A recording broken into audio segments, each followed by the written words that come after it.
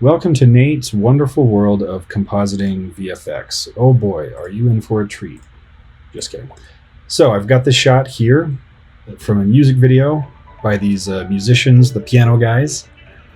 Might have seen them on YouTube. I don't know if you're into that sort of thing. But they shot this lovely jungle scene with a camera bouncing up and down, playing a song from the Jungle Book. And they thought, wouldn't it be nice if we had a few animals from the Jungle Book composited into the scene? What we ended up with, we found some stock footage of a panther, a monkey, and a bear, and they asked me to stick these in. It was kind of a last-minute thing.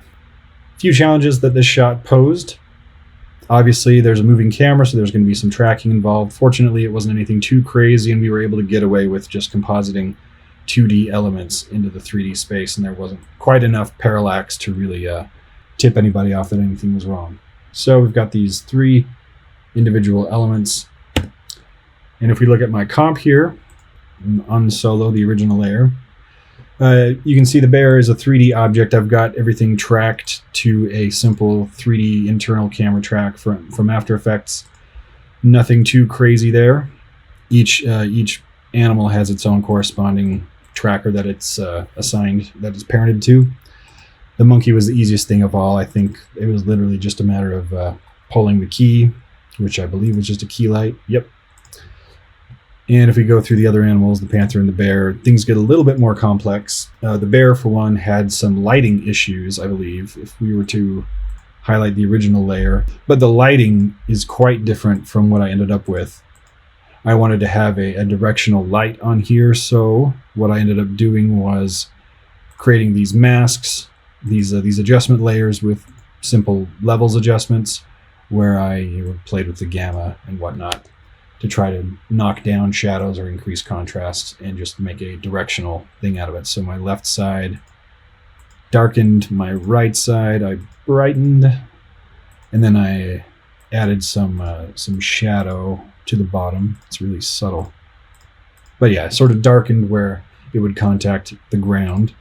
And then in the comp here, I've also added further levels adjustments to try to match the lighting of the scene, and these are a bit more drastic. I think these might be separated by red, green, and blue channels. Yes, so I went through and separated the red, green, and blue channels and made my adjustments to help it match the scene.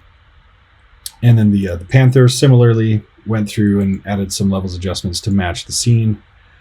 But the real trick of this shot, and I'm going to play through the external clip here, is the lens flare we've got going on. You can see that there's an inconsistent lens bloom to the whole thing. You've got a little bit of a flare coming in and out. And so that is affecting the darkness and the contrast of the whole scene. And so I went through and I realized the animals were going to stand out if they didn't have light adjusting. If you watch the blacks in the piano player's clothes here, it kind of gets washed out and then goes dark again, washed out, and then a higher contrast. So it's really fluctuating because the sun is darting behind trees as the camera moves. So if we look at the panther here, let me bring up the some keyframes I've got here. So I've got a histogram, this levels property that's animated to kind of match the light. They're pretty subtle adjustments. I'm not seeing a whole lot changing in my settings here as I go from keyframe to keyframe. Oh yeah, it really is just this little slider at the back here. That's yeah, just making some slight adjustments to match that flare. And then I added some shadows. As you can see, I've got little adjustment layers, or are these solids? I guess they're solids.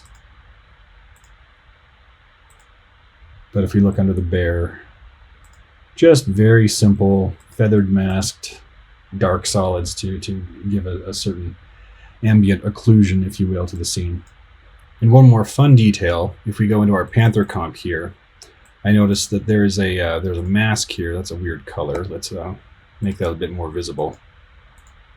I wondered, looking at this comp after years, like what is this mask doing? And then I realized in the stock footage, they shot with a very high shutter speed, So the tail whipping back and forth looked a little inconsistent with the footage in the plate we're working with, which was shot with a normal, I believe, 180-degree shutter angle. And so this just looked a little too artificial, so I simply applied a directional blur, and it appears to have some animated properties just to match, just to give some motion blur to the tail at the time when a motion blur would make sense. Fortunately, the animals were not moving all that much, so this it was really the only instance. Oh, and I believe I animated a little shadow here. Hand animated a wee tail shadow. Isn't that fun?